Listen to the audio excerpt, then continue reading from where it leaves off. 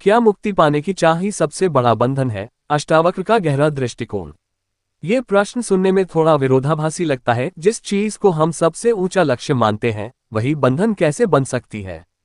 लेकिन जब हम अष्टावक्र की दृष्टि से इसे समझते हैं तो ये प्रश्न बहुत गहरी सच्चाई की ओर इशारा करता है। अष्टावक्र गीता का मूल संदेश है कि मनुष्य पहले से ही मुक्त है। उसे कहीं पहुंचने की जरूरत नहीं है, न ही कुछ पाने की। फिर सवाल उठता है कि अगर हम पहले से मुक्त हैं तो मुक्ति पाने की चाह क्यों उत्पन्न होती है? एक, चाह का स्वभाव ही बंधन है। चाह यानी इच्छा। जब भी मन में कोई इच्छा उठती है वह हमें भविष्य में ले जाती है। अभी मैं अधूरा हूं और जब मुझे यह मिल जाएगा तब मैं पूरा हो जाऊंगा। यही सोच बंधन की जड़ है। मुक्ति पाने की चाह भी इसी पैटर्न पर काम करती है। हम मान लेते हैं कि अभी हम बंधन में हैं और किसी दिन किसी अवस्था में जाकर मुक्त होंगे। लेकिन अष्टावक्र कहते हैं तुम अभी भी वही हो जो अंत में बनने की कोशिश कर रहे हो। यानी चाह का होना ही यह साबित करता है कि हम खुद को अधूरा मान रहे हैं। यही अधूरापन का भ्रम बंधन बन जाता है। 2, मैं की पकड़ ही असली समस्या है। जब हम कहते हैं मुझे मुक्ति चाहिए तो यहाँ मुझे यानी अहंकार ईगो सक्रिय होता है। अहंकार हमेशा कुछ बनना चाहता है, धनी, सफल यानी या मुक्त। लेकिन अष्टावक्र का कहना है कि जब तक मैं कुछ बनने की कोशिश कर रहा है तब तक वह खुद ही बंधन है। मुक्ति तब होती है जब यह मैं ही शांत हो जाता है। इसलिए मुक्ति की चाह भी अहंकार का एक सूक्ष्म रूप बन जाती है और यही सबसे खतरनाक बंधन है क्योंकि यह आध्यात्मिक रूप में छिपा होता है। 3, प्रयास भी बाधा बन सकता है। साधारण जीवन में हमें सिखाया जाता है कि हर चीज प्रयास से मिलती है।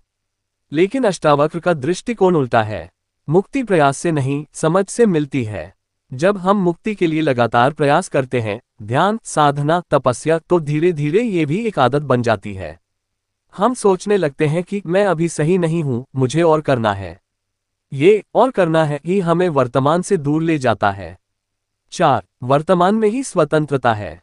अष्टावक्र बार बार कहते हैं कि सत्य हमेशा अभी में है, लेकिन चाह हमेशा भविष्य में होती है। मुझे मुक्ति मिलेगी भविष्य, मैं अभी बंधन में हूं, भ्रम।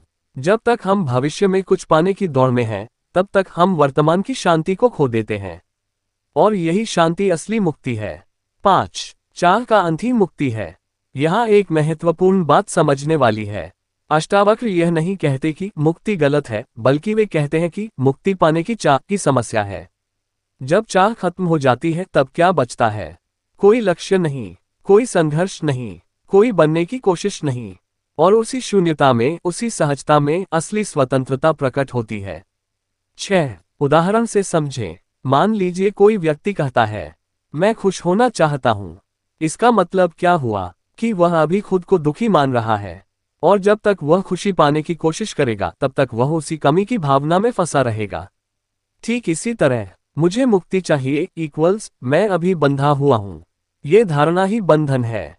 7, अष्टावक्र का समाधान। अष्टावक्र का समाधान बहुत सरल लेकिन गहरा है। कुछ पाने की कोशिश मत करो, बस ये देखो कि तुम पहले से क्या हो। जब व्यक्ति अपने भीतर झांकता है तो उसे पता चलता है कि विचार आते जाते हैं, भावनाएं बदलती रहती हैं, शरीर भी बदल रहा है, लेकिन जो देख रहा है वो हमेशा एक जैसा है, शांत, साक्षी, अचल। वही तुम्हारा असली स्वरूप है और वही पहले से मुक्त है। 8, निष्कर्ष। तो क्या मुक्ति पाने की चाह ही सबसे बड़ा बंधन है? अष्टावक्र के अनुसार हाँ, क्योंकि यह तुम्हें भविष्य में ले जाती है, यह तुम्हें अधूरा महसूस कराती है, यह अहंकार को मजबूत करती है, यह वर्तमान की शांति को छीन लेती है। असली मुक्ति तब आती है जब तुम ये समझ लेते हो कि मुझे कुछ भी पाने की जरूरत नहीं है क्योंकि मैं पहले से ही पूर्ण हूं। और जैसे ही यह समझ गहराई से बैठ जाती है, चाह अपने आप गिर जाती है और उसी क्षण बिना किसी प्रयास के मुक्ति प्रकट हो जाती है।